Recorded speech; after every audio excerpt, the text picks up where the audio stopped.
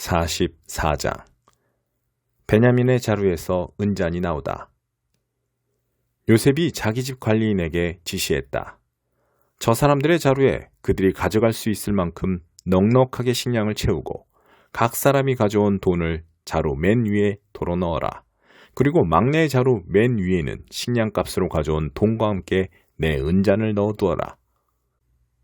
그는 요셉이 지시한 대로 했다. 동이 트자 그들은 배웅을 받으며 나귀들을 이끌고 길을 나섰다. 그들이 아직 그 도시에서 얼마 벗어나지 못했을 때 요셉이 자기 집 관리인에게 말했다. 그들을 뒤쫓아라. 그들을 따라잡거든 너희는 어찌하여 선을 악으로 갚느냐. 이것은 내 주인께서 마실 때 쓰시는 잔이다. 점을 칠 때 쓰시는 잔이기도 하다. 이렇게 괘씸한 짓을 저지르다니 하고 말하여라. 관리인은 그들을 따라잡고서 이 모든 말을 그대로 했다. 그들이 말했다. 저희는 무슨 말씀을 하시는지 모르겠습니다. 저희 형제들은 그런 짓을 할 사람들이 아닙니다. 지난번 자루 속에서 발견한 돈도 가나안 땅에서 고스란히 가져왔습니다.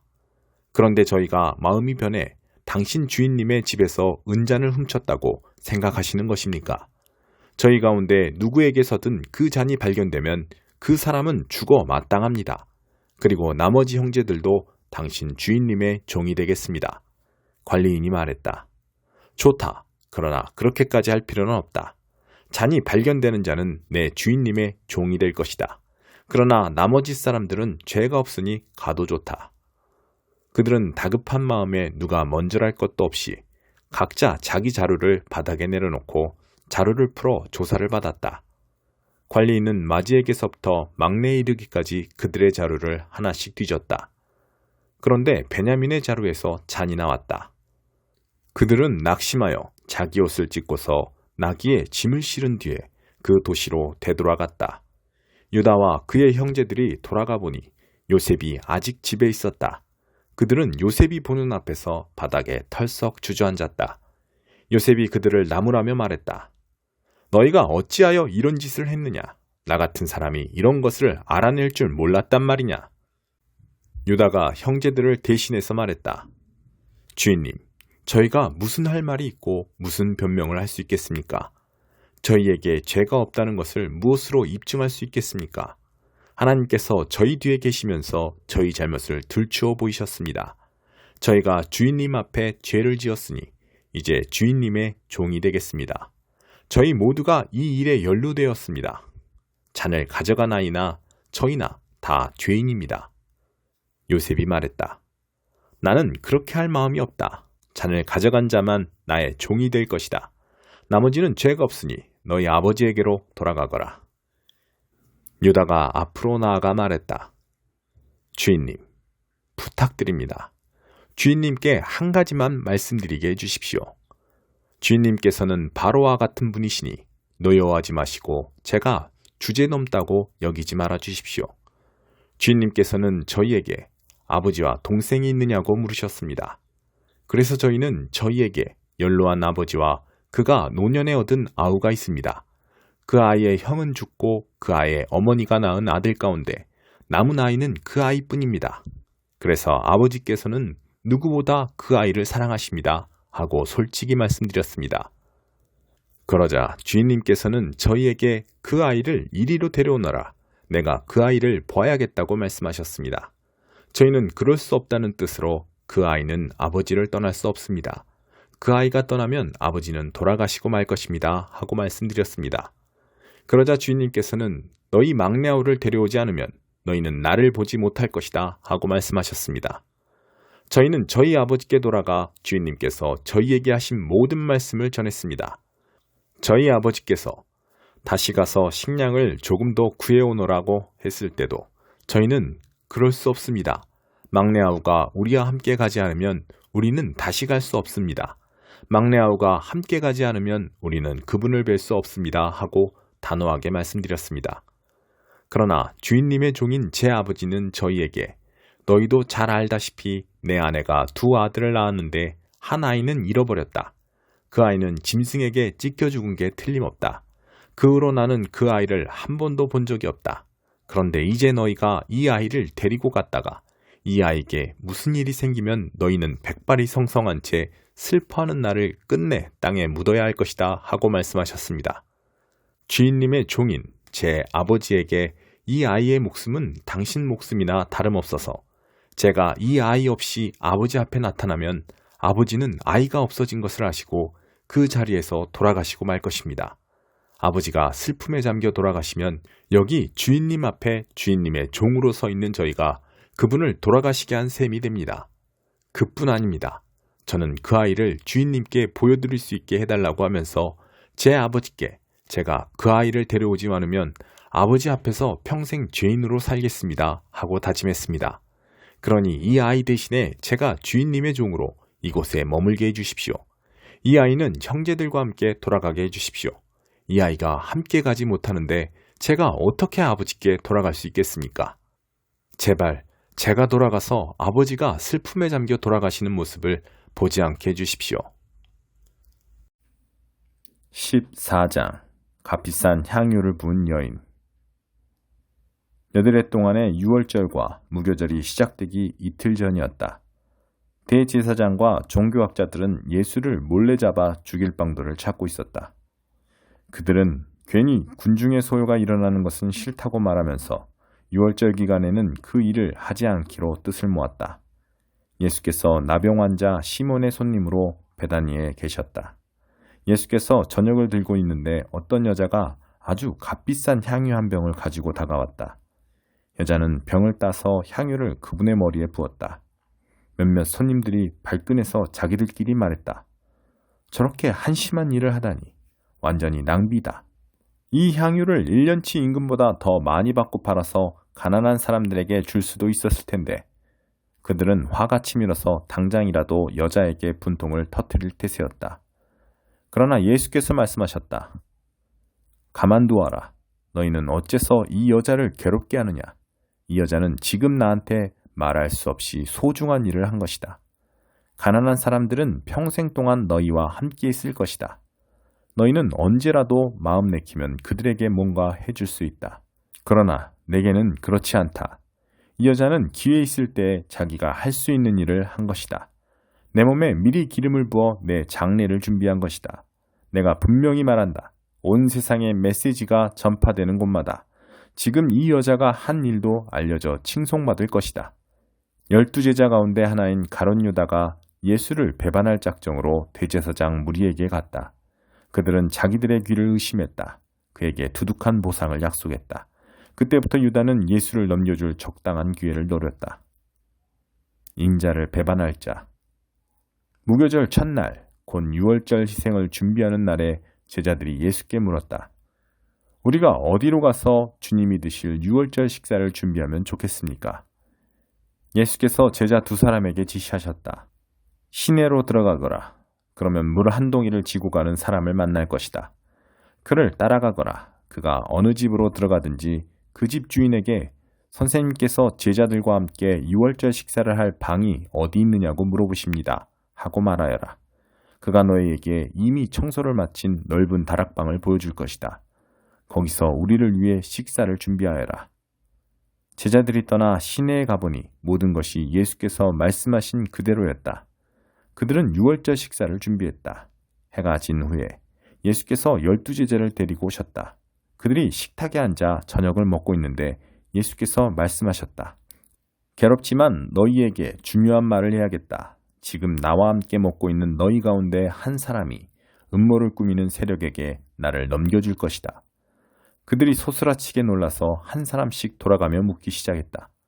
저는 아니겠지요? 예수께서 말씀하셨다. 12명 가운데 한 사람, 곧 나와 같은 그릇에서 함께 먹는 사람이 그다.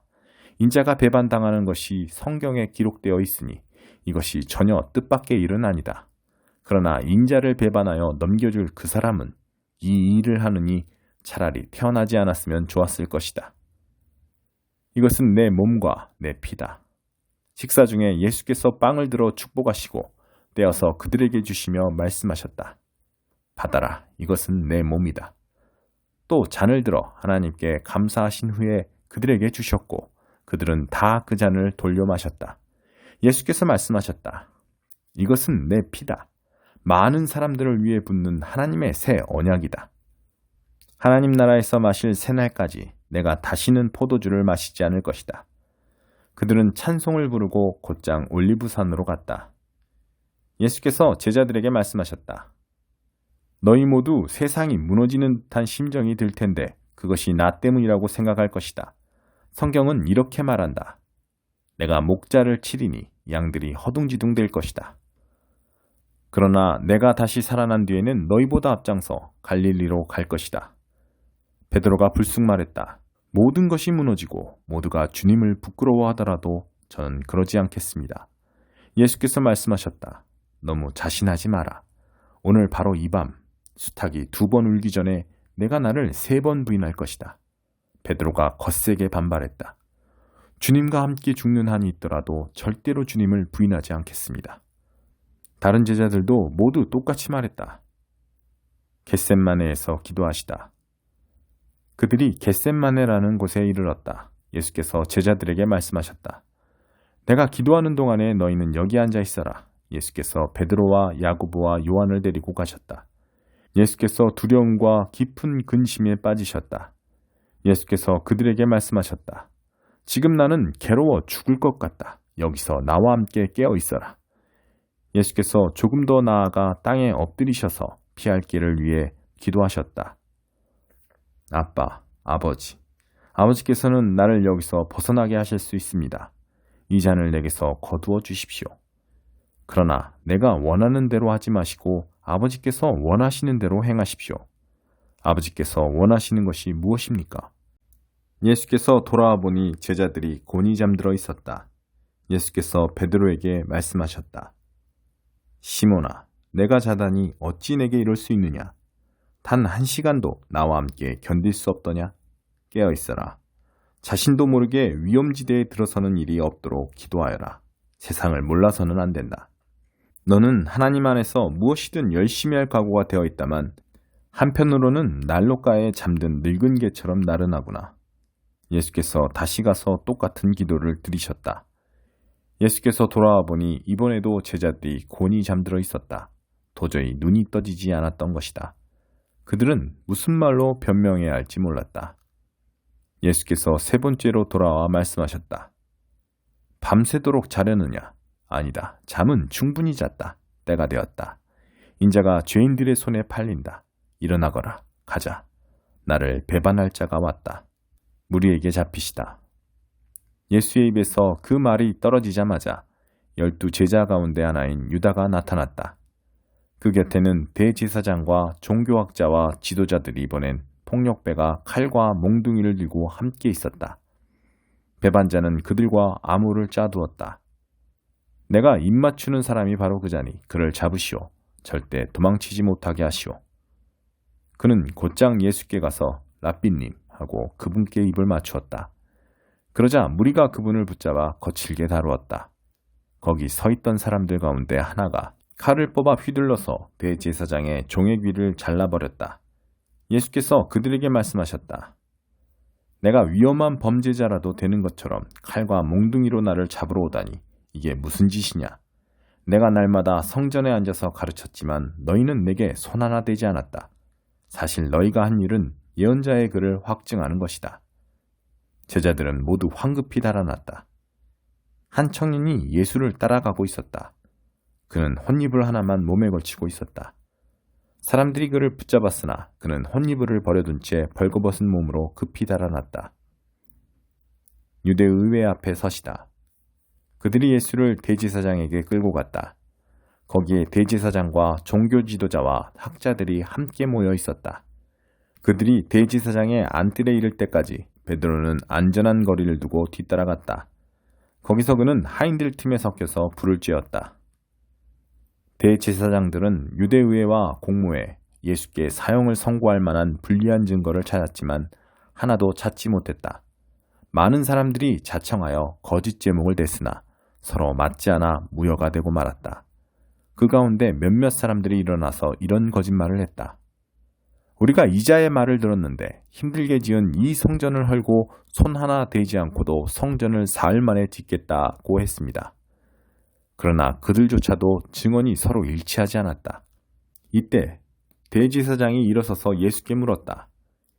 이 증언에 대해 너는 뭐라고 말하겠느냐? 예수께서 침묵하셨다. 아무 말씀도 하지 않으셨다. 대제사장이 다시 나서서 이번에는 이렇게 물었다. 내가 찬양받으실 분의 아들 메시아냐? 예수께서 말씀하셨다. 그렇다. 내가 그다. 너희 눈으로 직접 보게 될 것이다. 전능하신 분의 오른편에 앉은 인자가 하늘 구름을 타고 올 것이다. 대제사장이 흥분해서 자기 옷을 찢으며 소리쳤다. 여러분은 이 말을 들었소. 이러고도 우리에게 무슨 증인이 더 필요하겠소? 그가 하나님을 모독하는 것을 여러분이 들었소. 여러분 이 신성 모독을 그냥 두고 볼 셈이요? 그들은 일제히 예수를 정죄했다. 사형 선고가 내려졌다. 그들 가운데 몇 사람이 예수께 침을 뱉었다. 그들은 예수의 눈을 가린 채 그분을 치면서 말했다. 너를 친 사람이 누구냐? 알아맞혀봐라. 경비병들은 그분을 주먹과 손바닥으로 때리면서 끌고 갔다. 베드로가 예수를 부인하다. 이 모든 일이 벌어지는 동안 베드로는 안뜰 아래쪽에 있었다. 대제사장의 여종 하나가 들어와서 불을 쬐고 있는 베드로를 유심히 뜯어보며 말했다. 당신도 나사렛 예수와 함께 있지 않았나요? 베드로가 부인했다. 당신이 무슨 말을 하는지 모르겠소. 그는 문간으로 나갔다. 그때 수탉이 울었다. 여종이 그를 알아보고는 옆에 둘러선 사람들에게 말하기 시작했다. 이 사람도 그들과 한패예요. 베드로는 다시 부인했다. 잠시 후 곁에 있던 사람들이 다시 그 말을 꺼냈다. 당신도 그들 가운데 하나가 틀림없소. 갈릴리 사람이라는 표시가 당신 온몸에 새겨져 있소. 베드로는 너무 두려워서 저주하며 말했다. 나는 당신들이 말하는 그 사람을 본 적도 없소. 바로 그때 두 번째 수탉이 울었다. 베드로는 수탉이 2번 울기 전에 내가 나를 3번 부인할 것이다 라고 하신 예수의 말씀이 생각났다. 그는 그대로 주저앉아 울었다. 10장. 더 이상 견딜 수가 없구나. 살고 싶지 않아. 내 사정을 모두 이야기하겠다. 내 인생의 온갖 괴로움을 남김없이 털어놓겠다. 욥은 이렇게 기도했다. 드리고 싶은 말씀이 있습니다.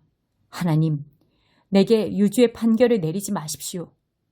그것이 여의치 않다면 죄목이라도 알려주십시오. 손수 지으신 이 몸은 시련과 박대로 대하시고 악한 자들의 음모에는 복을 주시다니 이것을 어찌 주께서 말씀하시는 선한 일이라 할 수 있겠습니까? 주께서는 우리 인간들처럼 세상을 보지 않으십니다. 겉모습에 속는 분이 아니시지 않습니까? 주께서는 우리와 달리 마감 시한에 쫓겨 일하지 않으십니다. 영원 가운데 거하시니 일을 제대로 처리하실 충분한 여유가 있으십니다. 그런데 이 무슨 일입니까? 내 허물을 파헤치시고 수치가 될 만한 것을 찾기 위해 이리도 혈안이 되셨습니까? 주께서는 내가 무죄임을 잘 아십니다. 나를 도울 자가 없다는 것도 아십니다. 주께서는 나를 질그릇처럼 손수 빚으셨는데 이제는 산산조각 내려 하십니까? 주께서 진흙으로 나를 얼마나 아름답게 빚으셨는지 잊으셨습니까? 그런데 이제 나를 진흙덩이로 돌리시렵니까? 주께서 정자와 난자를 섞으시자 경이로운 잉태가 이루어졌고 살갗과 뼈, 근육과 두뇌를 갖춘 나란 존재가 기적같이 생겨났습니다. 주께서는 내게 생명과 믿기지 않는 큰 사랑을 주셨습니다. 내가 숨쉬는 것까지도 눈여겨보시고 지켜주셨습니다. 그러나 주께서는 한 가지 사실을 알려주지 않으셨습니다. 그것이 다가 아니라는 것. 내가 한 걸음이라도 잘못 디디면 주께서 기다렸다는 듯이 달려들어 조금도 봐주지 않으시리라는 것을 말입니다. 내가 정말 죄가 있다면 나는 끝장입니다. 그러나 죄가 없다 해도 달라질 것은 없습니다. 끝장이긴 마찬가지입니다. 뱃속이 비통함으로 가득합니다. 나는 고통의 늪에 빠졌고 고통이 턱까지 차올랐습니다. 이런 상황에서도 어떻게든 잘 해보려고 용감하게 견디려 애써보지만 주님은 내가 도무지 감당할 수 없는 분, 먹이를 노리는 사자처럼 조금도 사정을 봐주지 않으십니다. 주께서 내게 불리한 증인들을 새롭게 내세우십니다. 나를 향한 노여움을 키우시고 내게 슬픔과 고통을 더하십니다. 이러실 거면 왜 나를 세상에 내놓으셨습니까? 아무도 나를 보지 못했다면 좋았을 것을. 사사나로 태어나 숨 한 번 못 쉬고 그대로 땅에 묻혔다면 좋았을 것을. 이제 내가 죽을 때도 되지 않았습니까? 죽어서 묻히기 전에 관에 들어가 땅속에 봉인되고 죽은 자들의 땅으로 영원히 추방되어 칠흑 같은 어둠 속에서 아무것도 볼 수 없게 되기 전에 노를 멈추시고 내가 미소라도 한번 짓도록 내버려 두실 수 없습니까? 14장. 서로 사이좋게 지내십시오. 여러분과 생각이 다른 동료 신자들을 두 팔 벌려 받아들이십시오. 여러분이 동의할 수 없는 말과 행동을 한다고 해서 그때마다 그들을 질책하지 마십시오. 주장은 강하나 여러분 보기에 믿음이 약한 사람들의 경우도 마찬가지입니다. 그들의 살아온 길이 여러분과 다르다는 사실을 기억하십시오. 그들을 부드럽게 대해 주십시오. 어떤 사람은 뭔가 아는 바가 있어서 신자는 식탁에 차려진 것이면 무엇이든 먹을 수 있다는 확신을 갖고 있습니다. 반면에 또 어떤 사람은 다른 배경을 가졌던 관계로 신자는 채식만 해야 하는 것은 아닌가 하고 생각할 수도 있습니다. 그러나 두 사람 모두 그리스도의 식탁에 초대받은 손님입니다. 만일 그들이 상대가 무엇을 먹는지 혹은 무엇을 먹지 않는지를 두고 서로 비난의 열을 올린다면 이는 참으로 무례하기 그지없는 일이지 않겠습니까? 하나님께서 그 두 사람 모두를 식탁에 초대하셨기 때문입니다. 손님인 여러분에게 손님 명단에서 누구를 지워버리거나 하나님의 환대에 간섭할 권한이 있겠습니까? 바로잡아야 할 것과 익혀야 할 예절 등이 있다면 하나님이 알아서 하실 것입니다. 여러분의 도움 없이도 말입니다. 또 어떤 사람은 특정한 날을 거룩한 날로 구별해야 한다고 생각하고 어떤 사람은 모든 날이 다 똑같다고 생각할 수 있습니다. 양쪽 모두 나름의 이유가 있습니다. 각자 자유롭게 자기 양심의 신념을 따르면 됩니다. 중요한 것은 이것입니다. 어떤 날을 거룩한 날로 지킨다면 하나님을 위해 그렇게 하십시오. 고기를 먹는다면 하나님의 영광을 위해 그렇게 하고 갈비를 주신 하나님께 감사드리십시오. 채식주의자라면 하나님의 영광을 위해 채식을 하고 브로콜리를 주신 하나님께 감사드리십시오. 이런 문제에 있어서 자기 마음대로 행동해도 괜찮은 사람은 아무도 없습니다. 우리는 서로에게가 아니라 하나님께 답변할 책임이 있습니다. 우리는 태어나서 죽을 때까지 우리가 행한 모든 것에 대해 그분이 물으시면 답변할 책임이 있습니다. 예수께서 사시고 죽으시고 다시 살아나신 이유가 바로 이것입니다. 삶과 죽음의 전 영역에 걸쳐 우리의 주인이 되셔서 서로가 서로에게 행하는 소소한 복종으로부터 우리를 자유롭게 만드시기 위함이었습니다. 그러므로 형제를 비판하는 여러분은 지금 무엇을 하는 것입니까? 자매 앞에서 잘난 척하는 여러분은 지금 무엇을 하는 것입니까? 여러분은 스스로 어리석은 사람, 아니 그보다 못한 사람이 되고 있을 뿐입니다. 결국 우리 모두는 다 함께 하나님을 뵐 때 심판 때에 나란히 무릎 꿇게 될 사람들입니다. 여러분이 비판적이고 잘난 척하는 태도를 취한다고 해서 그 심판 때에서 여러분의 자리가 한치라도 더 높아지는 것은 아닙니다. 성경 말씀을 찾아 직접 읽어보십시오. 하나님이 말씀하신다. 내가 살아 숨쉬고 있기에 결국 모두가 내 앞에 무릎 꿇게 될 것이며 모든 혀가 있는 그대로의 진실을 말하게 될 것이다.